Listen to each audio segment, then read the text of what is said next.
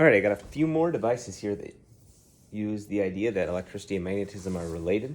This one is called a solenoid, and if you look, it's just a hollow coil. It's like someone did an electromagnet without the core. So if I put something magnetic in here, this is a cow magnet. I think they used to feed them to cows in case they swallowed nails or something. But I put that right inside the core. When I turn the current on, it throws that magnet out of the solenoid. Or if I flip it around, it sucks it in. And if I were to switch the direction of current, the opposite thing would happen as well. So these are nice for electronic switches, like your trunk pop or something like that. It's just a electromagnet with no core. It's called a solenoid. A doorbell is a really simple thing that uses the idea of electromagnetism. So if you look back here, I've got a couple of coils, and it's going to create an electromagnet that's going to attract and repel that arm to the bell.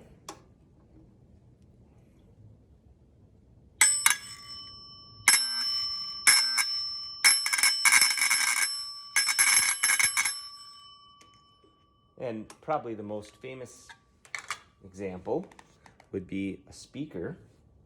So if you look here, I have a speaker, and all it is it's just a paper cone. You can see that it's hollow back here with a bamboo skewer through it, and I wrapped some varnish wire around it, and I've just hooked that to the stereo.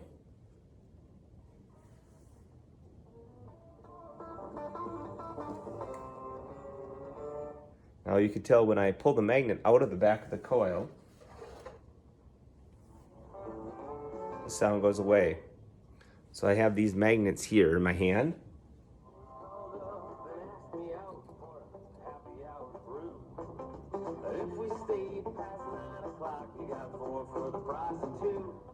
So as soon as I pull the magnets out, nothing. So what's happening here is this is an alternating current in this coil. This stereo is sending out an alternating current, and every single time the current switches direction, the cone switches, whether it's attracted or repelled to the magnets. So let's say the singer sings 440 hertz, which is an A.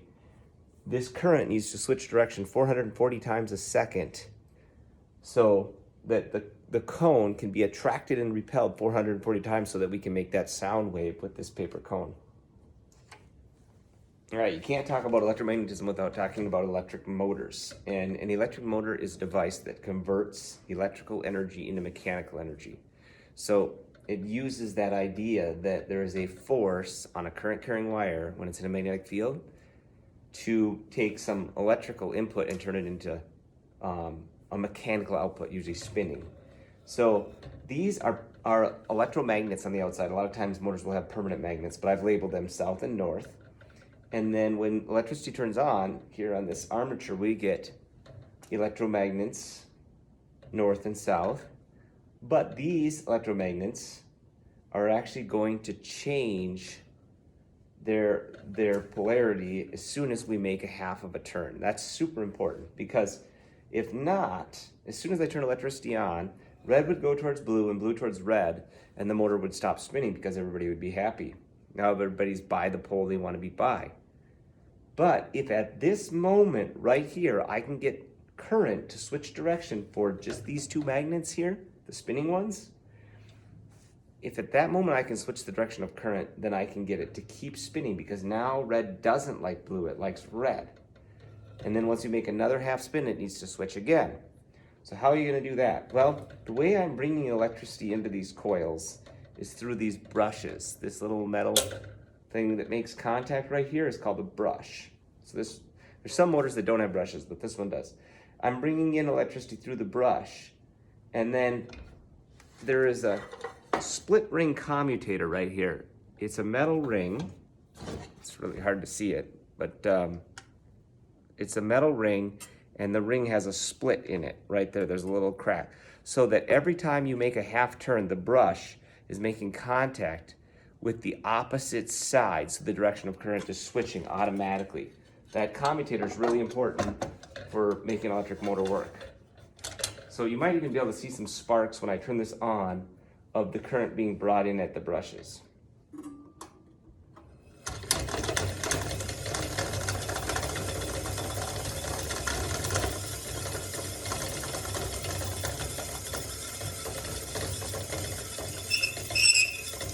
All right, I have another kind of motor over here.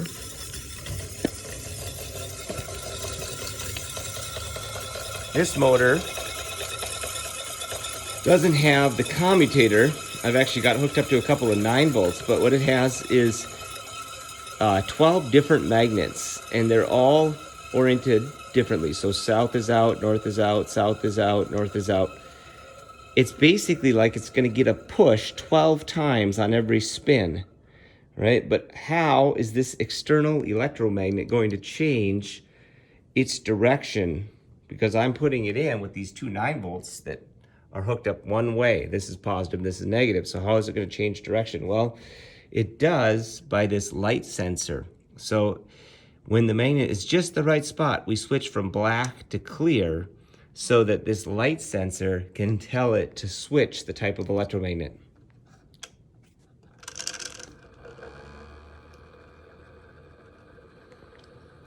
There's all kinds of different commutators and switches for DC motors. All right, one more thing I'd like to show is a cathode ray tube. So we've already talked about what happens to charged particles when they're in a wire and you put that wire in a magnetic field. There's a force on the wire. But what about if you have charged particles just flowing through space and then you put it in a magnetic field? That's what a cathode ray is. This is like what was in your old tube TVs, is when I'm using the Tesla coil to bring in electricity, that's not a gas that's fluorescing, that's a vacuum.